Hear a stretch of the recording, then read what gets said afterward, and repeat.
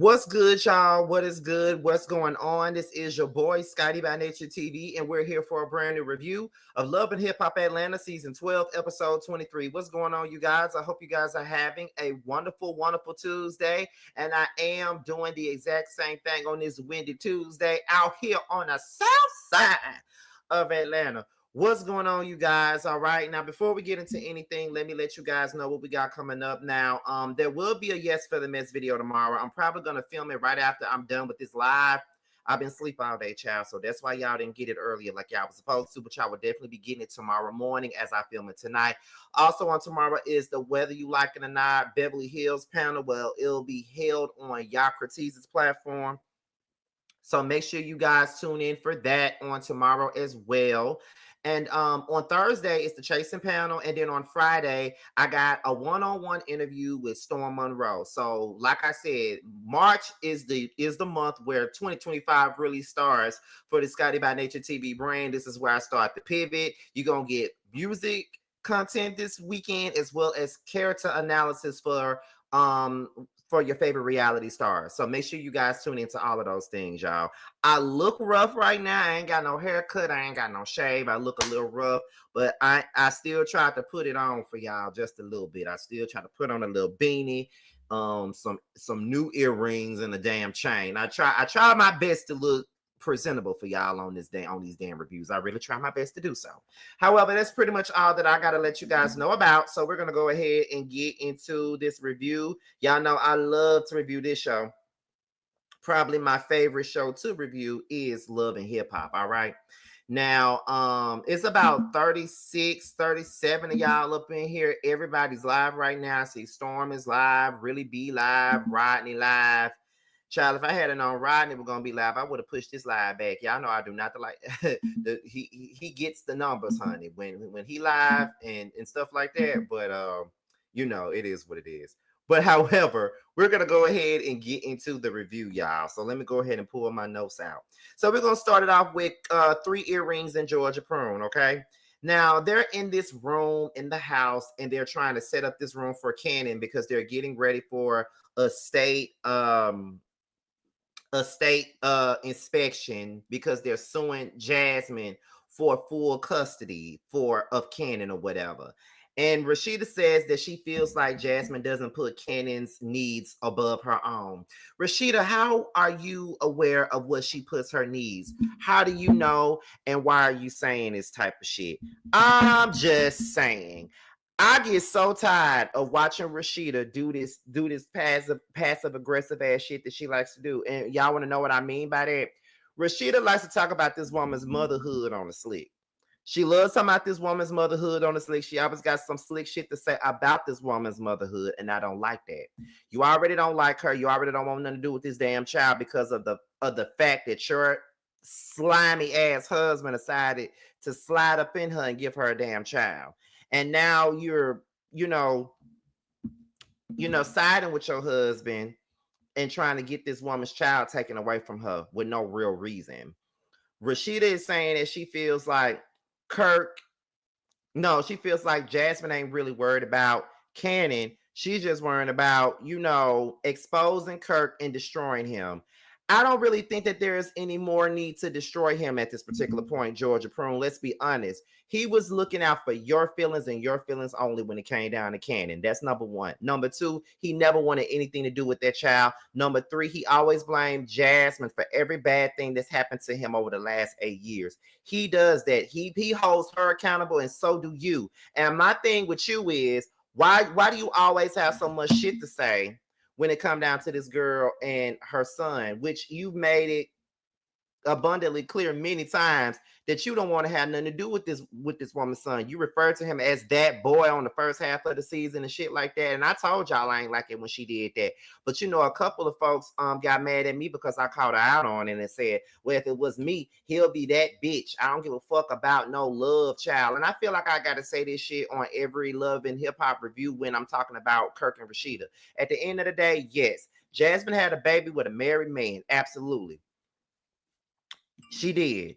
But at the end of the goddamn day, okay, Kirk knew that he was married when he started fucking her.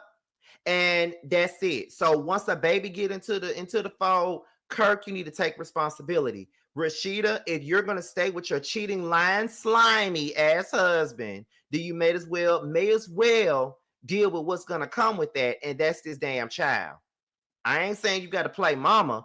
I'm saying you may as well deal with it all if you're gonna deal with the cheating husband. That's all I'm saying. Like, if you ain't gonna deal with the child, then what you taking the man back for? That don't make sense to me. It don't ever make sense to me. And it really ain't about me taking up for Jasmine or being on the side piece side, because that's what a lot of y'all were trying to say, that, oh, you trying to be on the side bitch side or whatever. It ain't even about that, because Jasmine was wrong as two left shoes for fucking Kirk, knowing that he was married, but Kirk was also wrong for fucking her, knowing that he was married. So no, we're not gonna sit up here and make Jasmine be the bad guy all the time when Kirk is just as bad as she is. We got to point the blame where it needs to be, and it needs to be over there with the both of them. Like I said, if you gonna deal with Kirk, if you gonna do that, then you may as well deal with the child. I'm gonna keep saying that till I'm blue in the face like this goddamn shirt and beanie. Okay, moving on. Let's go ahead and get into the next thing. So Sierra and Renie, Sierra and her blowfish ass lips, and Renie with her beautiful self, they meet up to talk about the demise of their friendship. Now, Sierra says that she's offended by the comment that Renie made on the little love and hip hop games that they play on YouTube, where she says that she will allow Sierra to babysit her child, but she will probably be the last person she asks, because of the simple fact that Sierra always have a lot of Sierra commotion going on. And Sierra is offended by that. But my thing is this: why the fuck are you offended by the goddamn truth? I'm trying to understand what's so offensive about what she said. She didn't say nothing bad. She didn't say nothing negative about you. She just simply just said, you have a lot of stuff going on. And for your damn blowfish ass to sit up here and say that there don't be nothing going on, it be a lot going on. You do be having a lot going on. With your buy one, get one free ass niggas that you be fucking on, to all these beefs that you be having with your friends, you be having a lot of shit going on. So for you to sit up here and act like what this lady said wasn't right or wasn't really correct, is full of it, and you're full of it, and you know that you're full of it. You know you are. Girl, you know that you be having a lot of shit going on. Why are you playing?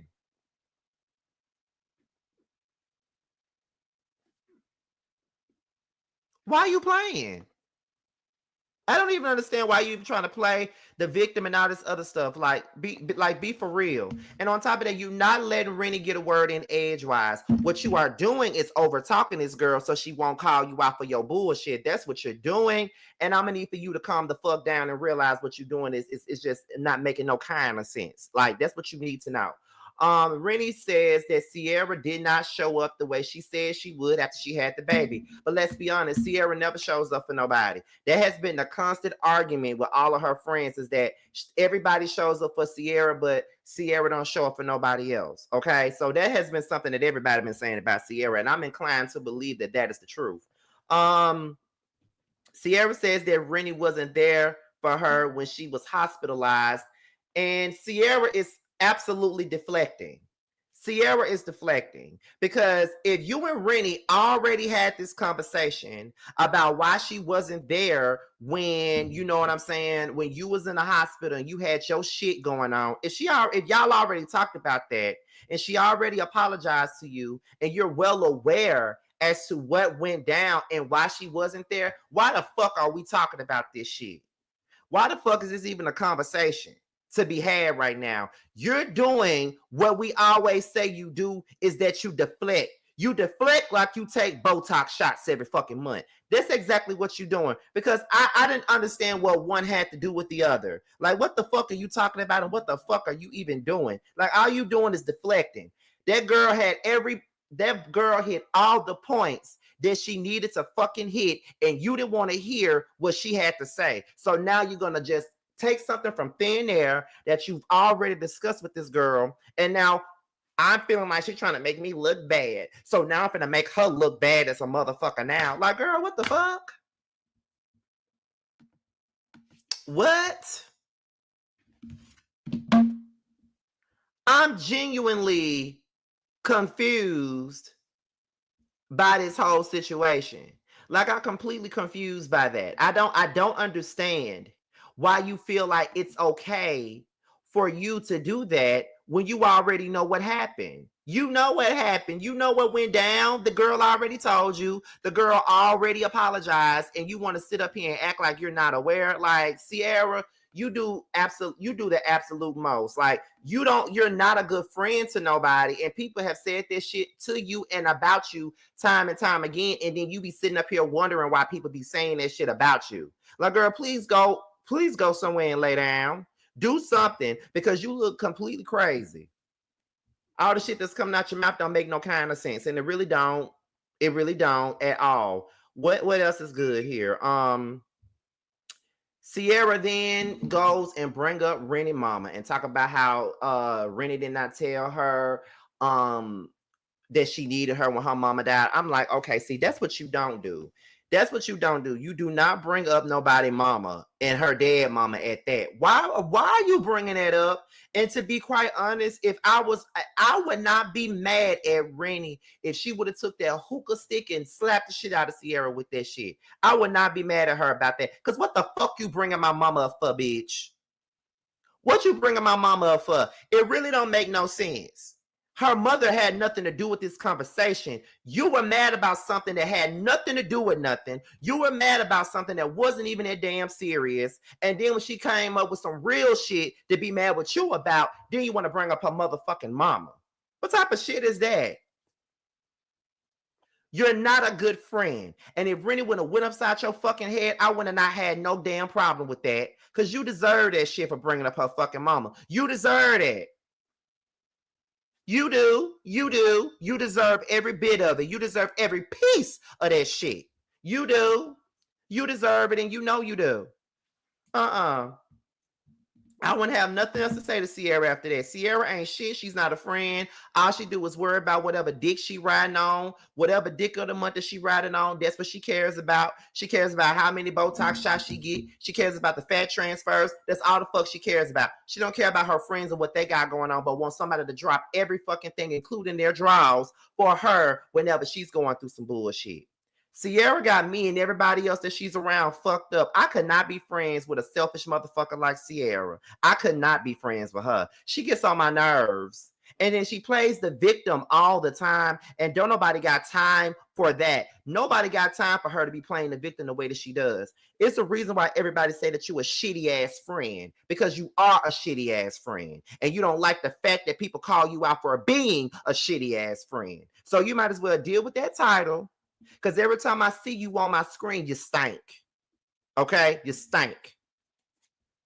Your skills of being a friend is stank. And that's just the truth of the matter at this point. So now we're at the One Music Fest. That had to be early, like late last year. I know my friend Raymond was there. Santana has an early performance. He performs at 2:30, and he's mad because ain't nobody out there in the crowd, and he don't want to perform for no empty crowd. And he's like, I'm not performing, bitch. What you talking about? Like, I don't want to be out here performing, but no crowd like that. Santana, baby, this is not a pride event. When you on a show like the One Music Fest, baby, you are an opening act at best. Okay? You may be headlining at a Pride, but this is a One Music Fest where there's other real artists. And I have defended you when it comes down to being a real artist, because I do think that you are an established artist. But when it comes down to the people like Keisha Cole and motherfuckers like that, girl, you are opening act at best. You got to understand what your place is. You are opening act when it comes down to that. Of course, you're gonna go outside and perform at 2:30. That's just like, for instance, if there was something where it was a fest for YouTubers or something like that, and it's me, it's Jamie, it's Funky, it's Richie Sky, it's Bundy, it's Storm, Tasha K, probably people like that. I would probably be one of the people that go on first. When you see the caliber of people that's up there, I would probably be one of the ones to go up first. Tasha K probably gonna be the last one to give a show. You feel what I'm saying? Tasha K is probably gonna go like this. Tasha, Storm, Funky, Jamie, and probably me, and then I'll be one of the early birds of the show. I would be able to close it out. Tasha K would have to close it out because she's the biggest one out of all of us. So you got to understand, Saucy. This ain't even it for you. You are opening act at best. Like you sit up there and clown Armand for opening for you. That made sense for him to open for you. It made sense for Armand to open for you.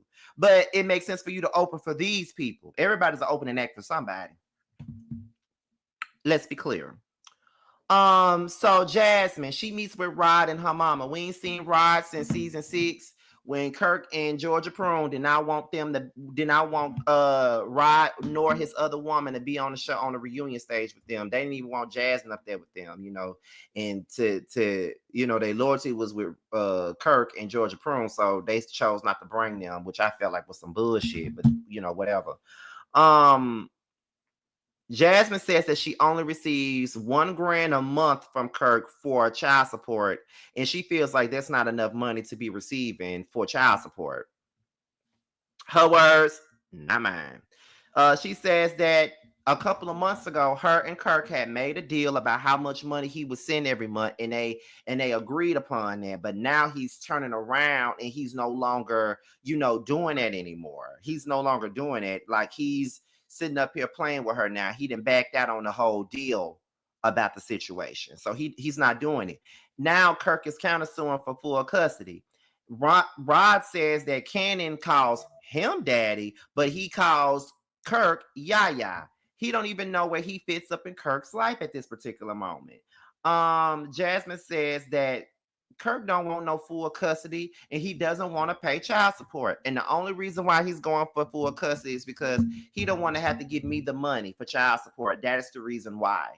And at the time I was looking at this, I was like, and ever since we found out that he's trying to sue her for full custody, I've been saying that, yeah, he's only doing that because he don't want to pay her ass no child support. He feels like it'll be the easiest way out if he would just go for full custody and take care of the child himself, so he won't have to give her nothing.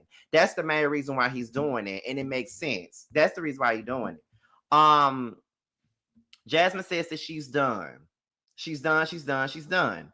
And so Rod says that I just feel like at some point, Jasmine, you and Kirk got to get to a happy space so there could be an olive branch. She says never. And Rod was like, damn. So Rod actually wants Jasmine and Kirk to get on the right page, but Jasmine ain't with it no more. Like she said, she's tried. She's chased Kirk. She's chased Georgia Prune. She feel like at the end of the day, Georgia Prune friends want her to chase Rashida as well. So it's just like, it is what it is. So yeah, but she says she's over it and she's not doing it no more. That's what she's saying. So we're back at the One Music Fest and Scrappy performs. And then Sierra and Bambi go into the trailer to check in on Santana. And then Santana says that he cut Spice out because he said that the album was clown shit. And when he told Spice that the album was clown shit, then Spice got mad and wanted to throw up streams and shit. And so Bambi said it was clown shit. Like, we all thought that this album was gonna be something, but it wound up being clown shit. Like all we were doing with dissing each other. Yeah, it was clown shit, Bambi, because motherfuckers like you was on there. That's why the shit was fucking clown shit. Because motherfuckers like you was on there. We don't want to hear you rapping. We don't want to hear your shimmer music. We don't want to hear any of that. Like, that's why I said this shit was going down like Mary J. Blige, because like it's no need for you or anybody else to be on this album outside of the people that actually make music for real. Like, that's really my stance on the whole thing. To be honest, that's my stance on it. Like, what we doing this for? What's the purpose? You know what I mean? But okay. So Santana said, I know that Zell y'all friend, but I'm so sick of Zell making me look bad. Zell was basically saying that the baby mama had a whole miscarriage because of me, and when all this stuff was going on, Zell was on my phone trying to get back with me and all this other stuff. So for him to try to blame me for what's going on with the baby mama is crazy. And it is crazy. It is crazy because, like, if you all on my phone trying to get in my sheets and you sitting up here telling me that this girl is blaming me for the fact that, she had a miscarriage. That's kind of out of pocket and out of line. Like, don't blame me for your miscarriage. If anything, your man or your baby daddy is sitting up here lying to the both of us about the other person.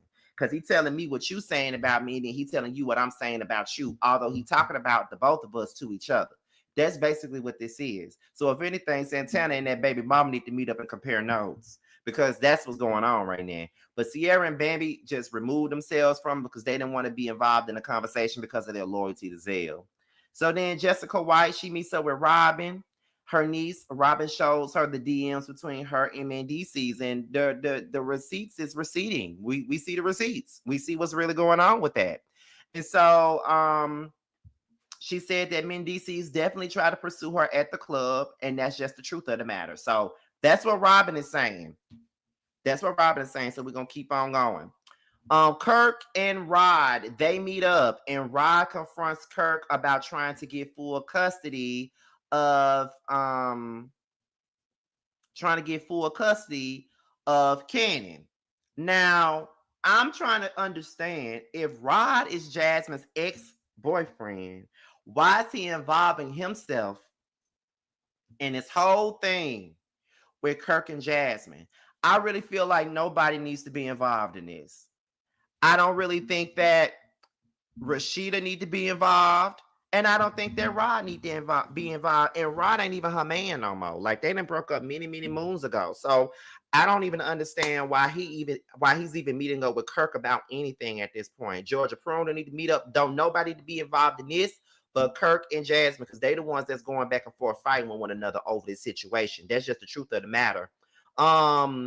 Kirk then questions Jasmine's parenting, and Rod feels like Kirk got a lot of nerve to be trying to question somebody as a mom when he don't really do his job as a damn parent. And so Rod says, well, Kirk, Jasmine told me that you be doing a bare minimum.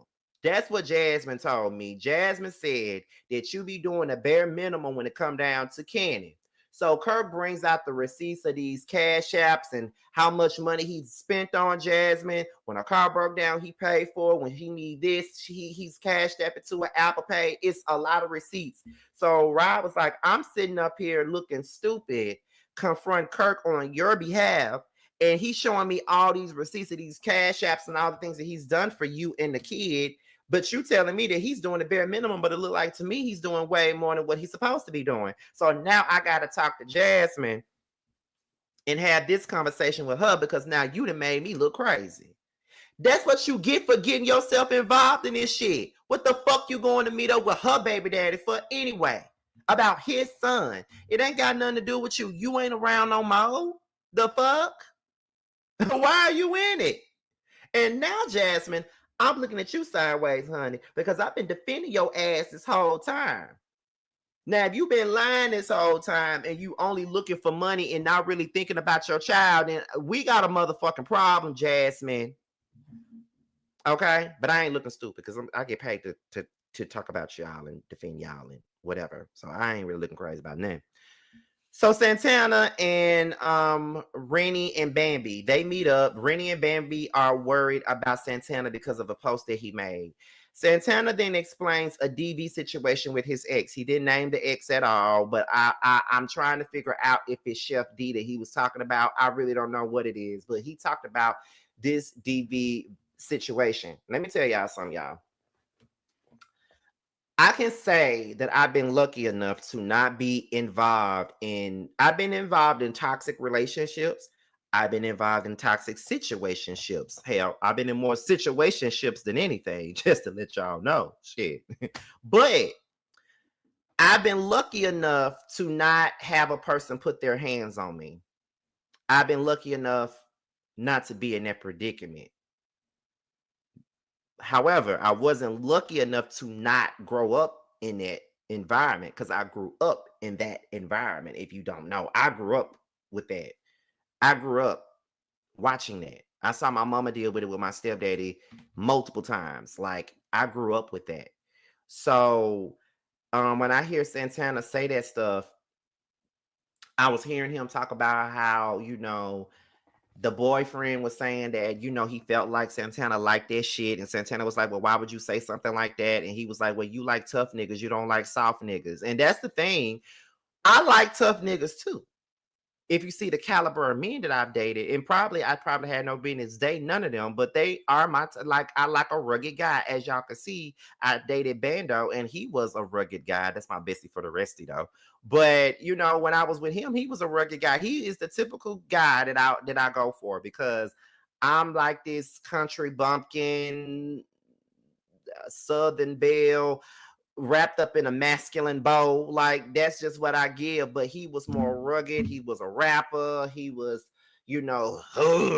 all this other shit. That's what I liked about him. And that's the reason why I was drawn to him in the first place, because I just loved the little hip hop swag that Bando had and all that other stuff. You know what I mean? That's why I liked him so much. But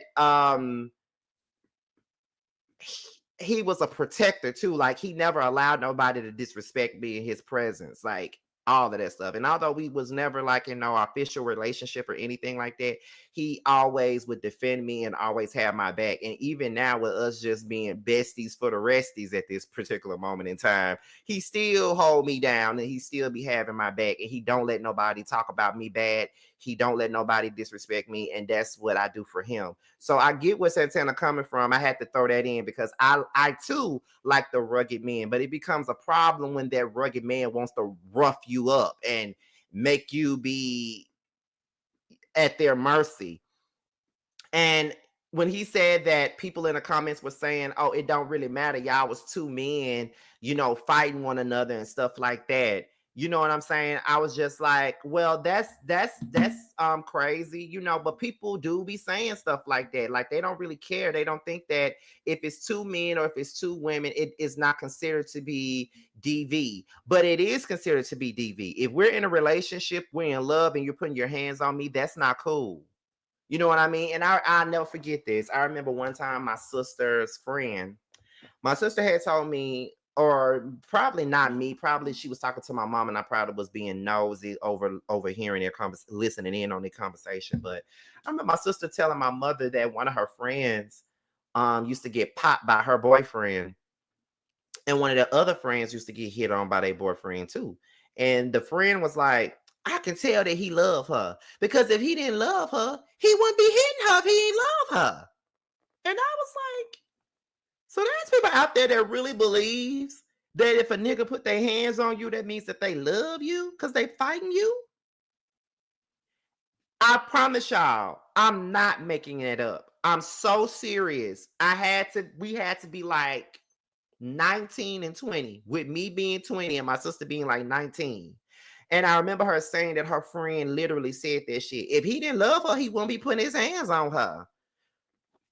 My sister's no longer friends with that person no more. But it was crazy to hear that. And I said to myself, I'm like, I'll be damned if I think a nigga love me because they put their hands on me. Are you fucking crazy? That's not love. That's not love. Like I said, I'm lucky to not be in no situation like that. And then when Renie was saying, she started talking about her DV situation and how she could have died and her kids would have been separated if she would have stayed with her ex.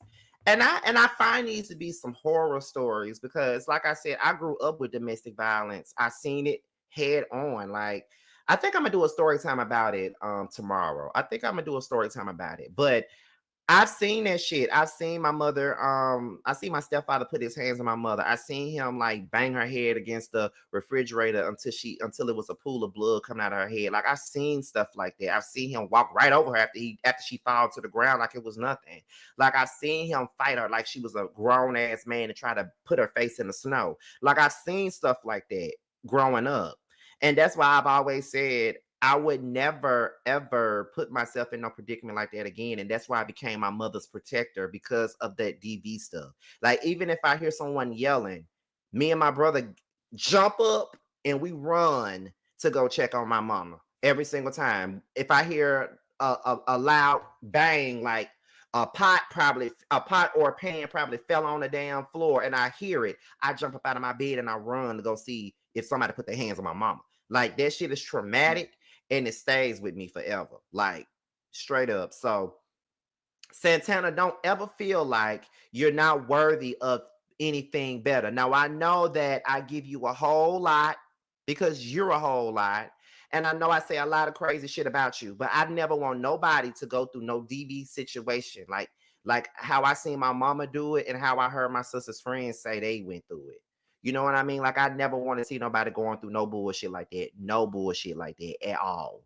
And shout out to Renie and Santana for sharing their stories and having a conversation like that. I really love it when the girls talk about real shit on Love and Hip Hop. Um so Jessica White and Yandy. Jessica shows up and she cries and she tells Yandy that her husband tried to holler at her niece. Yandy says that she recognizes the DM because it was her that was texting Robin.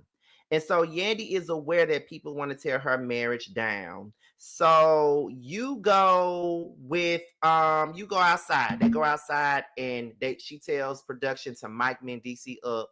She starts going at production. So she says that she already knew about this whole thing with Robin, this whole thing with Mendici. She was the one that was texting Robin from Mendici's Instagram. So she already was aware of it. Yandy tells Mendici about what Jessica said. Jessica then goes off on Mendici for saying that the marriage was complicated. Don't ever say that it's complicated because that's going to give people a reason to come after you in your marriage and put out shit about you. Don't ever do that. And I was here for Jessica going off on him. And then Yandy goes off on production because she feels like everybody has been trying to break down her marriage and trying to make her look crazy. But my thing about this is I can say that they have been doing that.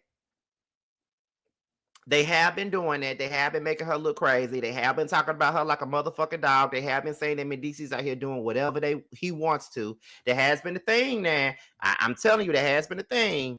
But she doing what Kirk did. She cussing out production because she feel like they giving her the blues.